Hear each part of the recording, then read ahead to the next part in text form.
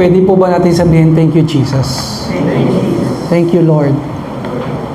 Alam nyo, pagpapala na meron pong church na napupuntahan tayo, na nakakarinig tayo ng mga patotoo, mga pagkilos ng Panginoon, kabutihan ng Panginoon sa buhay ng ating mga kapatiran. Kasi habang nakikinig ka sa mga patotoo ng kapatiran, you are being encouraged, empowered, strengthened, lumalakas tayo. Kaya minsan papalakpakan po natin ang Panginoon. May mga tao na dumarating kumisan sa church, parang bugbog na bugbog. Ang dami ng pasa sa puso. Ibig sabihin ng bugbog na bugbog sa labas, marami tayong naririnig sa labas ng mga negative words, toxic, sa bahay, sa social media, may mga bashers. Sino rito ang daming bashers? Kaya minsan may mga tao pupunta sa church, ang daming pasa ng puso. Bugbog ang puso. Tignan mo yung katabi mo, kamusta mo, kamusta ka? And we are so thankful to God kasi pagpunta natin sa church, ang naririnig natin, Word of God. Words of testimony. Ang naririnig natin, positibo. Ang naririnig natin, kalakasan. At kung naniniwala po tayo dito, palakpakan po natin ang Panginoon. Pakisabi po, Christ is risen. Christ is risen. Jesus is alive. At dahil buhay ang Panginoon, tayo pong mga sumusunod sa Panginoon may pag-asa. Pakisabi, pag-asa. Tandaan po natin, habang buhay may pagsubok. Pagsubok. Sa buhay po may pagsubok. Sa buhay may mga trials, kaya we need God in our lives. And if you are sad, kung nalulungkot ka ngayon, tignan mo yung katabi mo, nalulungkot ba? Sabihin mo sa kanya, huwag kang mawala ng pag-asa. Tandaan mo, kasama mo ang Diyos. Tandaan mo, habang buhay may pag-ibig. Ang pag-ibig ng Diyos ay sumasa atin. Kasi nga may mga pagsubok ka, nandyan ang pagmamahal at pag-ibig ng Diyos na humahawak sa iyo para hindi ka panghinaan. Para hindi ka mawala ng pag-asa. Tandaan mo kapatid, habang buhay may pagbangon.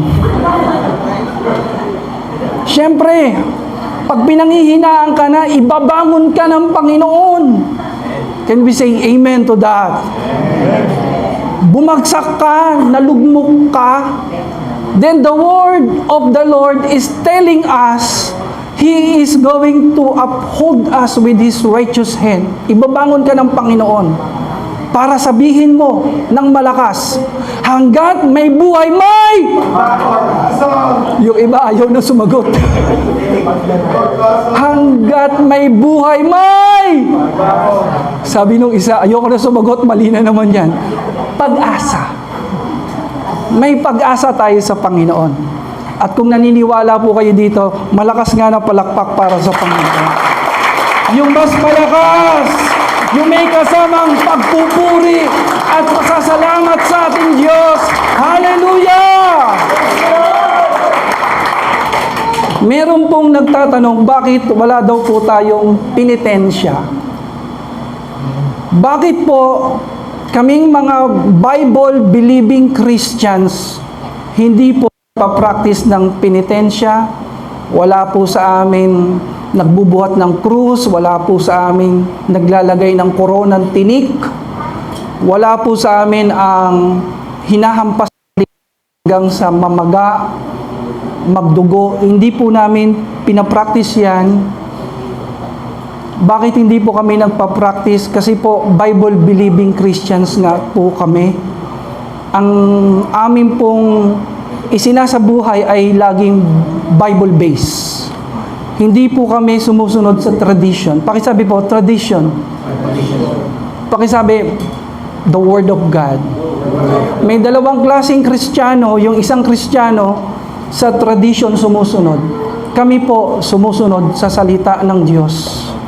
Hindi po masama ang tradisyon, pero kapag ang tradisyon ay against the Bible, against the Word of God, ay hindi na po natin ito tinatayuan. May mga tradisyon po tayo ng paggalang sa magulang, pagsasalita ng po at opo. Hindi naman po masama sa Biblia yan, kaya pinapractice natin. Pero once na ang tradition ay against the Word of God, contradicting to God's Word, to the Bible, to the Holy Bible, we practice what God said in His Word. Amen. Kaya yun po ang aming pong katayuan. Naniniwala kami sa, pakisabi po, John 19:30. Anong sabi po ng John 19:30? It is finished. Ang Greek word na binitawan ng Panginoon dyan ay tetelestai. Ang ibig po sabihin ng tetelestai, it is finished. Naganap na. Binayaran na ng Panginoon sa krus ng kanyang dugo, ng kanyang buhay. Inalay na niya ang kanyang buhay para sa katubusan ng ating mga kasalanan. Ang salitang tetelestai nung araw sa panahon ng Biblia, ginagamit po ito sa market, sa business sector. Kapag may binibili na property at nabayaran mo ng buo, ilalagay po sa resibo, tetelestai. Nang ibig sabihin, it is finished, fully paid, wala nang kulang. Kaya ho tayo hindi nagpa-practice ng penitensya, ng pagpapapako sa krus, dahil alam natin yung ginawa ng Panginoong Hesus sa krus, ito po ay sapat na para sa kapatawaran ng ating mga kasalanan. At kung naniniwala po kayo dito, can we say amen to lahat? Deuteronomy chapter 4 verse 2. Basahin po natin ng malakas, mga kapatid. You shall not add to the word which I am commanding you, nor take away from it, that you may keep the commandments of the Lord your God, which I command you. Ano po ibig sabihin? Ayaw ng Panginoon na babawasan natin ang Biblia. Na nag-bawas tayo. Anong nakalagay sa salita ng Diyos? Yun ang ating tayuan. Hindi natin dapat ito dagdagan. Hindi natin ito dapat, wala hong dagdag bawas. Kaya hindi tayo ng penitensya. Walang musik. Muling magpapako sa krus. Walang utos ang Panginoon o maging ang kanyang mga apostol na kung gusto natin magpakita ng pagpapakumbaba, pagsisisi, magpenitensya. Ano po ang sagot natin? Sabi nga po, kanya palayan. Yung paniniwala ng ibang tao at ganoon din po sa ating paniniwala. Purihin po ang Panginoon. Mga kapatid, naniniwala tayong lahat na si Kristo ay Diyos na nagkatawang tao, at nung siya'y nagkatawang tao, binayaran niya sa krus, pakisabi sa katabi mo, ang mga kasalanan natin. Nabuhos ang kanyang dugo doon sa krus. Nabubo ang kanyang dugo sa krus ng Kalbaryo para sa kawaran, katubusan ng ating mga kasalanan. Amen. Ang Panginoong Hesus, matapos siyang mamatay after 3 days, sinasabi ng Biblia, ng history, at saka ng mga eyewitnesses. Pag sinabing eyewitnesses, mga tao na nakita talaga nila si Jesus ay buhay. Nagpakita ang Panginoon sa kanyang mga alagad. Unang-una po siyang nagpakita sa mga kababaihan. Taas nga ang kamay ng mga kababaihan. Sa mga tulad po ninyo, unang nagpakita ang Panginoon sapagkat kayo po ay special sa puso ng Diyos. Amen. Bukod doon, ang mga kababaihan kasi madali pong maniwala. Madaling magtiwala. Huwag ka lang susobra kasi baka ikaw ay masaktan sa huli. Amen. Kaya ang Panginoon, kung iisipin mo, bakit sa mga kababaihan unang nagpakita si Kristo? Sapagkat ang mga babae po ay madaling manalig, magtiwala, bukas ang puso para sa Panginoon. Palakpakan nga po muna natin ang ating mga kababaihan sa lugar na ito. Ang mga kalalakihan kumisan kasi nag-aalinlangan pa. Ang Panginoong Hesus, nagpakita siya sa mga magkakaibigan. Sino po magkakaibigan dito? Sa mga nag-aalinlangan. Sa nag-aalinlangan na alagad niya na si Tomas. Ang tawag sa kanya ay Doubting Thomas. Ang Panginoon ay nagpakita sa kanya. Ang Panginoon ay nagpakita sa kanyang mga alagad na para bang lumalayo, tumalikod, nanlalamig. Pakisabi nga sa kaliwa mo, huwag kang tumalikod sa Panginoon. Huwag kang manlamig. Huwag kang lumayo. Ang Panginoon ay nagpakita sa kanila, sa kanilang mga nanlalamig, sa kanilang mga nag-aalinlangan, sa mga nagkakatipon. Ang sabi ni Apostol Pablo, nasa 500 tao. Nagpakita ang Panginoon for 40 days. At sa kahuli-hulihan, si Kristo ay nagpakita kay Apostol Pablo. According sa Bible, sa history, sa mga eyewitnesses, ang Panginoon ay tunay na buhay. Amen. As we end, before we pray, nais ko po mag-iwan ng 3 bagay sa inyo. Alam natin lahat, buhay si Kristo. Pero ang challenge po sa atin, paano natin ipakikita sa mga tao na si Jesus ay buhay sa ating buhay? Tingnan mo ngayong katabi mo, nakikita mo bang buhay si Kristo sa kanya? O mukha pa rin Biyernes Santo, lagi na lang problematic, stress, pagod na pagod. Sino dito buhay si Kristo sa kanyang buhay? Malakas nga ng palakpak para sa Panginoon. Yan po ang challenge. Yan ang hamon sa atin ngayon. Jesus Christ is alive. He is the risen Christ. At ang hamon sa ating mga Kristiyano, ipakita natin si Kristo na buhay sa ating paglilingkod, sa ating pagpupuri, sa ating pagsamba sa Diyos. Number 1, paano natin ipapakita si Kristo ay buhay? Through Holy Communion. Pakisabi po, Lord Supper. Pakisabi, banal na hapunan. Every time na may mga communion tayo, Lord Supper, nagkakaroon tayo ng banal na hapunan, nagre-reflect tayo. Inaalala natin na si Kristo ay namatay, nabuhay, at muling babalik. Amen. Ano po ang sabi po ng salita po ng Diyos? Ano po ang sabi ng verse? 1 Corinthians 11, 25-26, sabay-sabay po natin basahin. 1, 2, 3, go. In the same way, also, He took the cup, and after the supper, saying, This cup is the new covenant in my blood. Do this as often as you drink it, in remembrance of me. For as often as you eat this bread and drink the cup, you proclaim the Lord's death until He comes. Every time na naglo-Lord Supper tayo, inaalala natin na si Kristo ay dumating, nabuhay, tinubos ang ating mga kasalanan, at muling babalik. Praise God. Amen. May iba-iba pong paniniwala sa Lord Supper. Sa Old Testament po, after na i-deliver sila ng Panginoon from Egypt, from slavery, nagkaroon sila ng tinatawag, pakisabi po, Passover. Hanggang ngayon sa Israel, meron silang Passover. Nagse-celebrate sila. Inaalala nila kung paano sila iniligtas ng Diyos from slavery, from Egypt. Ngayon po, pakisabi po, New Testament. Tayo po ngayon, nasa New Testament. Sa New Testament, natin si Kristo sa pamamagitan ng pag-o-observe sa Holy Communion. Inaalala po natin kung paano niya tinubos yung ating mga sala at kung ano naging buhay natin. Tingnan niyo po ako saglit.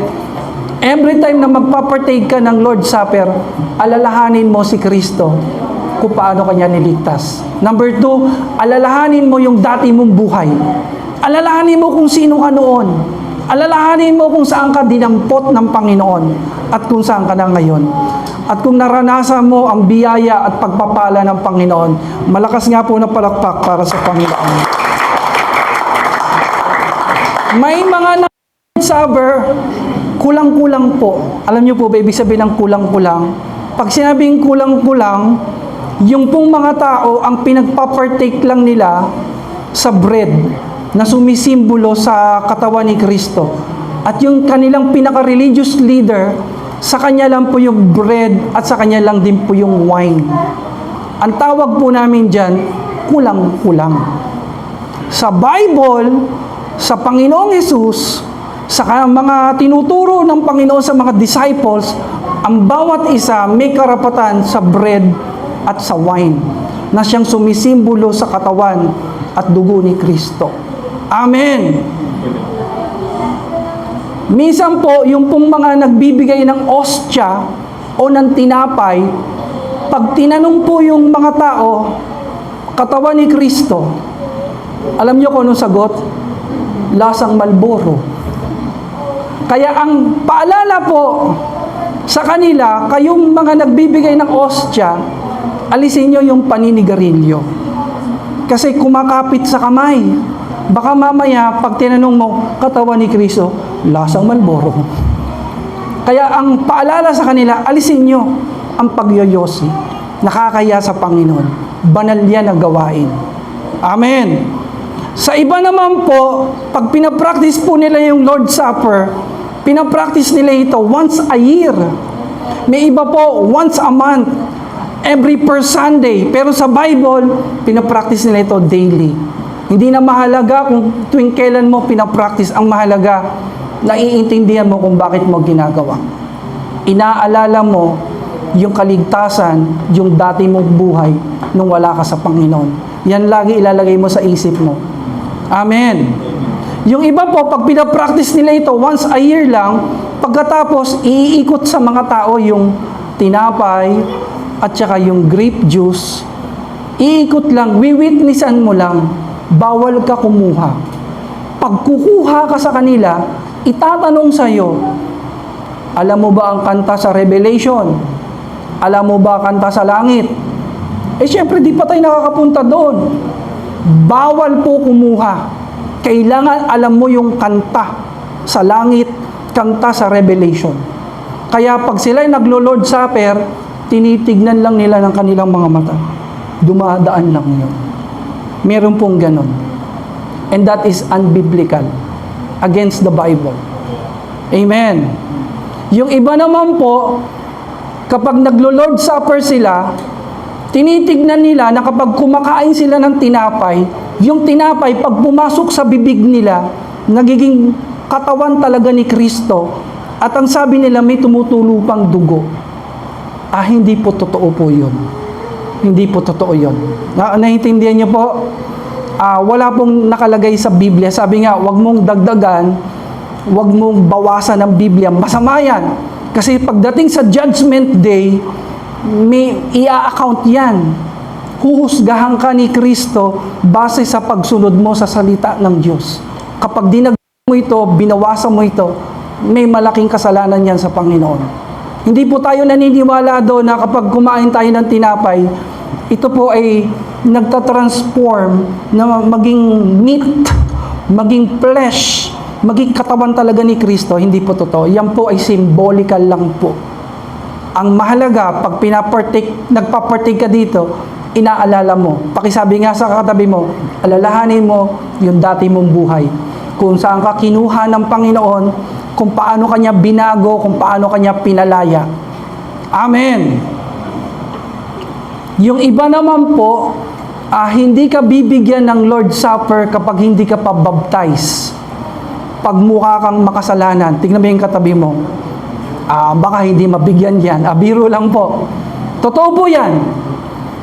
Sa iba po na relihon, sa iba po na samahan, kapag mukha kang makasalanan, hindi ka pa nababaptize, wala kang karapatan mag-partake ng Lord's Supper. Pero tingnan nyo ang sabi ng Biblia, nung unang ginawa ng Panginoon ng Lord's Supper, nandun ang mga alagad. At kasama sa alagad ng Panginoon, sino po? Sino po kasama sa mga alagad ni Kristo? Si Judas. Alam ng Panginoon na si Judas, huhudasin siya. Sapagkat He is all-knowing, omniscient. He is God. Alam ng Panginoon kung ano gagawin ni Judas. Pero sa Lord's Supper, binigyan niya ng tinapay at wine ang lahat. Wala siyang pinipili. Wala yung, oy, hindi bawal sa ito. Ang church po natin naniniwala na tayong lahat may karapatan sa Lord's Supper. Amen. Meron naman pong iba natatakot mag-partake ng Lord's Supper. Meron pong natatakot. Pakisabi nga sa katabi mo, huwag kang matakot. Huwag kang matakot. Yung iba natatakot kasi iniisip nila, ay, makasalanan ako. Kanina may ginawa akong kasalanan. Ay, kahapon, nagkasala ako. Namumuhay ako sa kasalanan. Hindi ako karapat dapat sa Lord's Supper. Huwag mo sabihin niyan, kapatid. Kapag ganyan ang katwiran mo, nakatuon ka sa sarili mo. Nakapokus ka masyado sa self. Hindi ka nakapokus kay God. Ako po, kahit nagkasala ako kanina, kahapon, magpapartake pa rin po ako ng Lord's Supper as long as nagpapakumbaba ako sa harapan ng Panginoon, nagsisisi, humihingi ng kapatawaran sa kanyang harapan, at naniniwala ko na lahat po tayo may right, may karapatan sa banal na hapunan ng Panginoon. Ang sabi po ni Apostol Pablo, may kagalingan sa Lord's Supper. Amen. May kagalingan. Pero meron pong warning. Pakisabi sa katabi mo, warning. Doon po sa mga i-disrespect, yung gagawing kalokohan, yung para bang babastusin. Ang sabi ni Apostol Pablo, hindi blessing ang tatanggapin niya, kundi curse. Hindi kagalingan ang tatanggapin niya, kundi pagpalo, disiplina ng Panginoon. Palakpakan po natin ang Panginoon sa kanyang mga salita. Paano pa po natin ipapakita ni si Kristo ay buhay sa ating buhay? Pakisabi po, bagong buhay. Pakisabi po, changed life. Paano mo ipapakita na si Kristo ay buhay sa buhay mo? Pag uwi mo sa bahay, lahat ng hindi mo nagagawa, gawin mo. Kung ikaw yung tao na parang tatamad-tamad ka, ipakita mo, bagong buhay ka na. Masipag ka na. Amen. Kung ikaw yung tao na mainitin ng ulo, pakita mo na nakukontrol mo na yung sarili mo. Disiplinado ka na. Kung ikaw yung tao na parang may mga ginagawa na hindi para sa Panginoon, pakisabi nga ng malakas sa kanan mo, yung medyo sikuhin mo ng konti, bitawan mo na yan. Bitawan mo na yan! Bitawan mo na yan! Ako po, marami din po akong ginagawang gawaing sanlibutan, marami din po akong kalokohan nung araw, dahil alam nyo naman po ang buhay ng mga kabataan sa Manila, tapos member pa ako ng fraternity, meron pa akong position, MI po ako nung araw, Master Initiation. So, alam niyo naman po, pag may mga frat sa Maynila, mga maluloko po yan.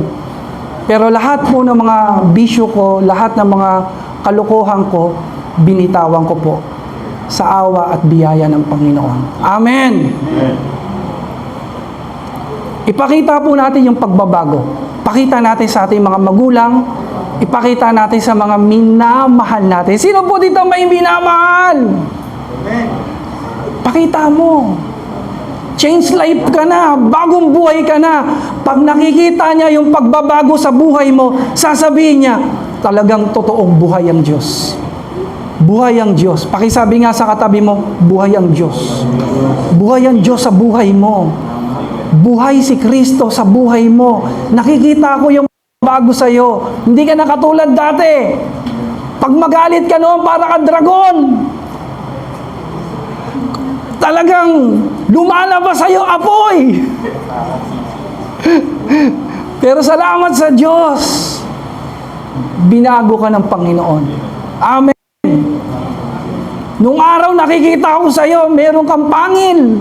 Tingnan mo yung katabi mo, wala nang pangil yan. Wala nang buntot.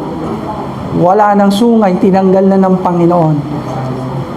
Ngayon po ay binabalot siya ng presensya ng liwanag ng ating Panginoon. Palakpakan nga natin ang Panginoon.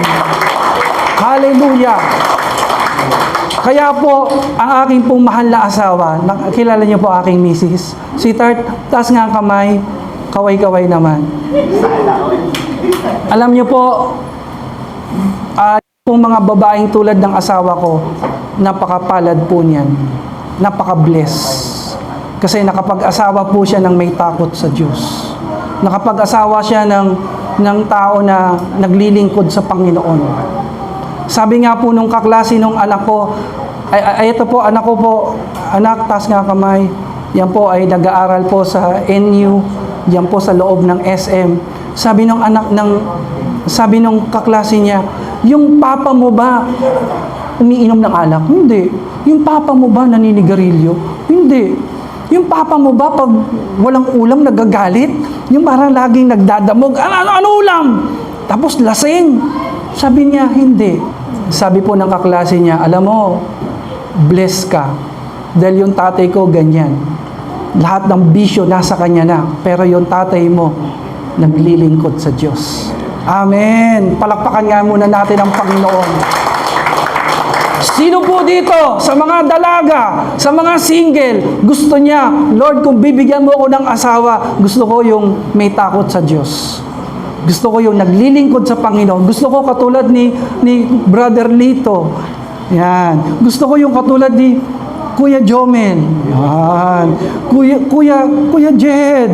Yan. Kuya Seg. Gusto ko yung may takot sa Diyos. At kung gusto mo makakita ng mga lalaki na may takot sa Diyos, naglilingkod sa Panginoon, gusto mo? O baka gusto mo ng lasinggero, sabungero, babaero, sugarol, mainit ang ulo, nananakit, tamad at nangaabuso, baka gusto mo yan. Siyempre, sabihin natin, ayaw natin yan. Well, kung gusto mo makapag-asawa ng may takot sa Diyos, huwag kang aalis sa church. Huwag kang lalayo sa church.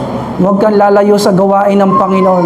Sapagat sa loob ng gawain ng Panginoon, nandun yung mga kalalakihan na may takot sa Diyos, naglilingkod sa Panginoon. Palakpakan po natin ang Panginoon.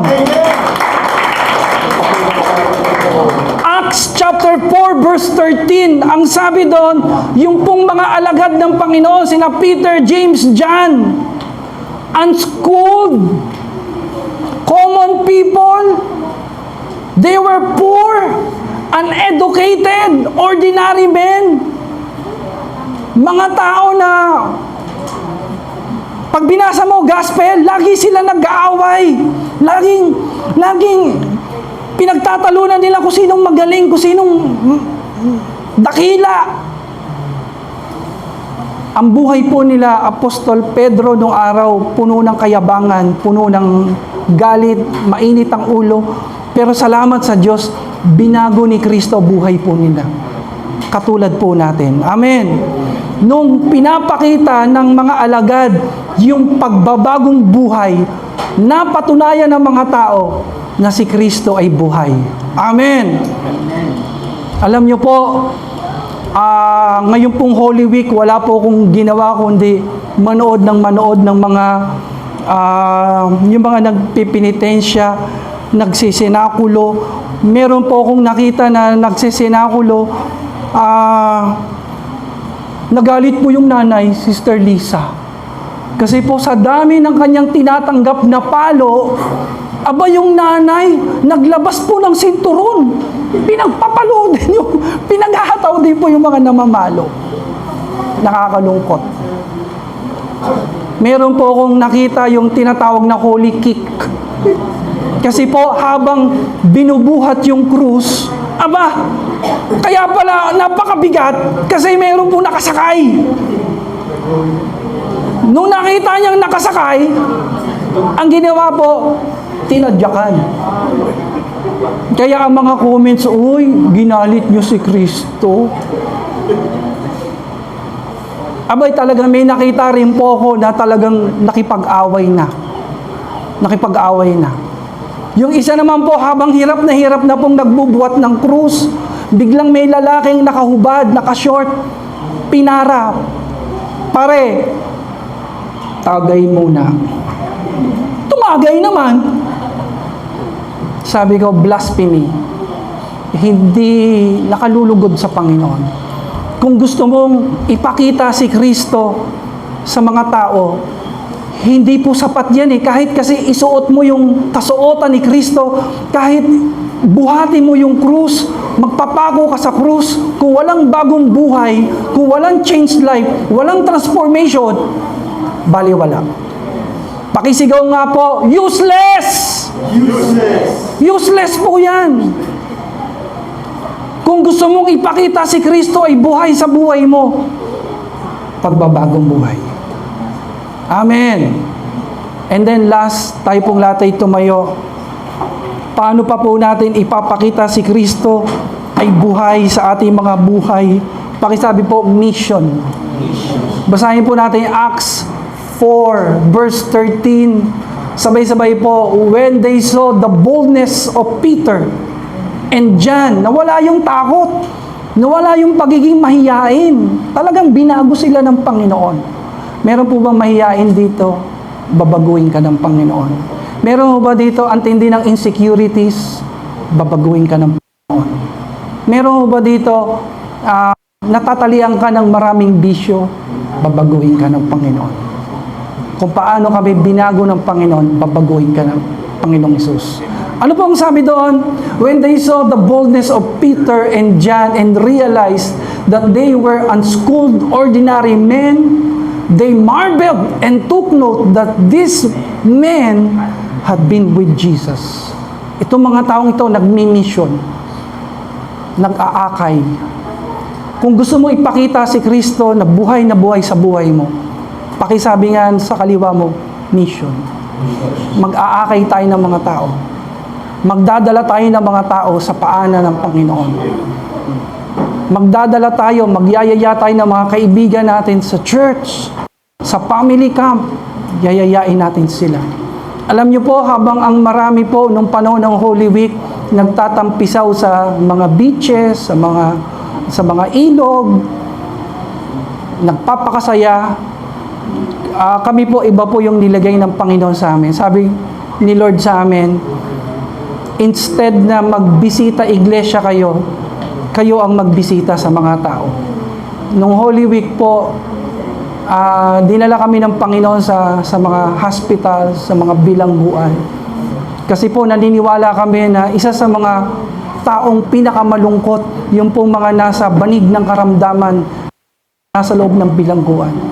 At nagdala kami ng comfort, encouragement, gospel po sa kanila. Amen.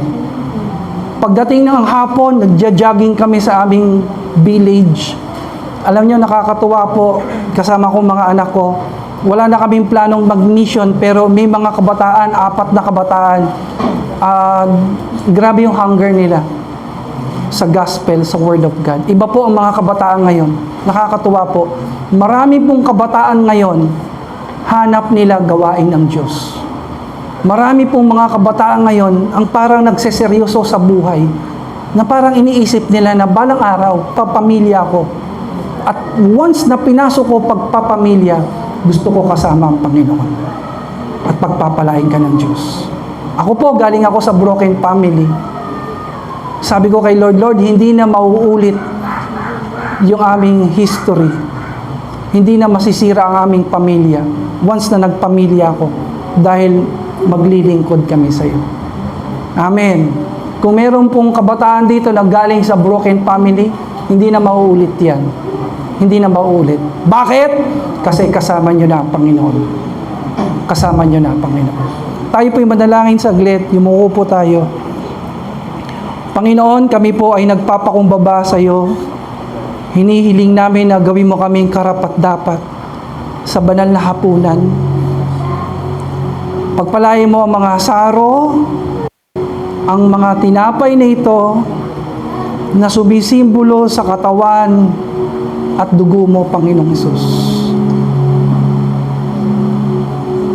Maraming salamat, Panginoon, dahil gaano mang kalaki ang aming kasalanan, kasing laki man ito ng barko, ang inyong pagmamahal sa amin ay kasing laki naman ng karagatan. At kapag titignan po namin sa taas, yung laki-laki ng barko, napakaliit lang nito sa gitna ng karagatan. Salamat sa pagmamahal mo. Salamat. Hinihiling ko po sa mga kalalakihan natin na ibigay po ang mga saro, ang mga tinapay sa ating mga kapatiran. At pagkatapos ako naman po ang magbibigay sa mga kalalakihan. Kung tatay po kayo, wag po kayong kumuha, ako po magbibigay niyan para sa inyo mamaya.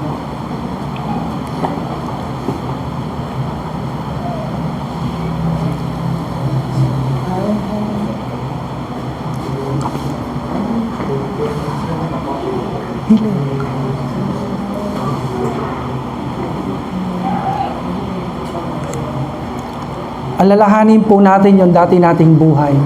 Alalahanin natin kung paano tayo pinatawad ng Panginoon. Alalahanin po natin kung paano tayo pinagaling ng Panginoon. Mabuti ang Diyos. Mabait ang Diyos. Dakila ang ating Panginoon. Pwede po ba tayong pumikit saglit? Mag-reflect? Magbulay? Pwede po ba tayong marahan na sa pag-iisa mo, nag-iisip ka, nagpapasalamat ka, Lord, salamat. Binayaran mo sa krus ang aking sala. You died that I might live. You have redeemed me, O God, through your blood. And by your stripes, by your wounds, we are healed. Salamat sa kagalingan, Panginoon. Salamat sa himala mo. Salamat, O Diyos. Lahat po ay may privilege, may access kumuha ng tinapay na sumisimbolo sa katawan ng ating Panginoon. Lahat ay may access, may privilege kumuha ng saro na sumisimbolo sa dugo ng ating Panginoong Hesus. Pagkatapos po, inanyayahan ko po ang mga tatay po natin lumapit sa harapan para ako naman po ang mag-serve sa inyo. Sa lahat po ng tatay, lapit po tayo sa unahan. Brother Lito, Brother Joshua, Brother Seg,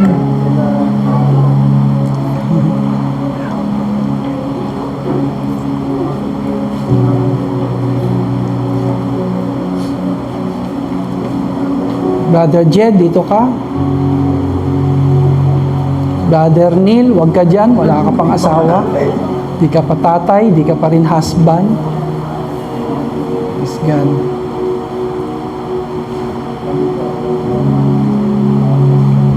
Baka meron pa po tayong kapatiran ng wala, pwedeng gamitin baso, tabo, balde, planggana, walang problema. Ang mahalaga po, inaalala mo yung pagpapala ng Diyos na tinanggap mo.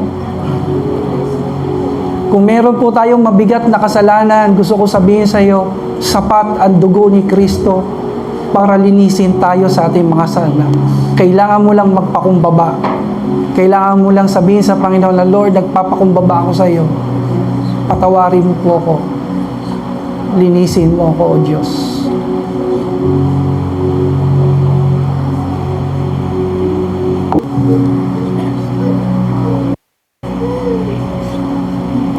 Advance kayo, ha?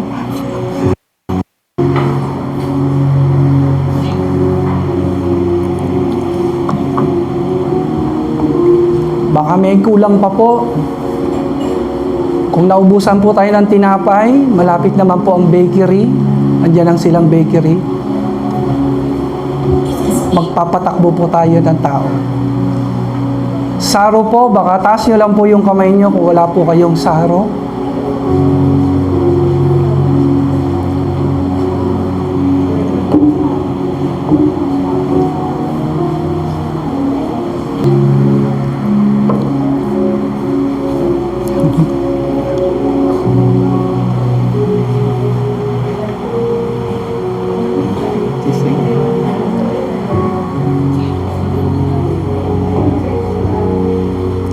Tayo po ay manalangin saglit. Magbalik tanaw sa kabutihan at biyaya ng ating Panginoon. Ang sabi ng gospel, ang Panginoong Hesus, bago siya ipagkanulo, dumampot ng tinapay, kasama ang mga alagad. Pinagpira-piraso niya ito at nagpasalamat sa Diyos. Ibinahagi sa kanyang mga alagad. Ang sabi niya, ito ang aking katawan. Kunin niyo ito at kanin bilang pag-alala sa akin. Let us all partake.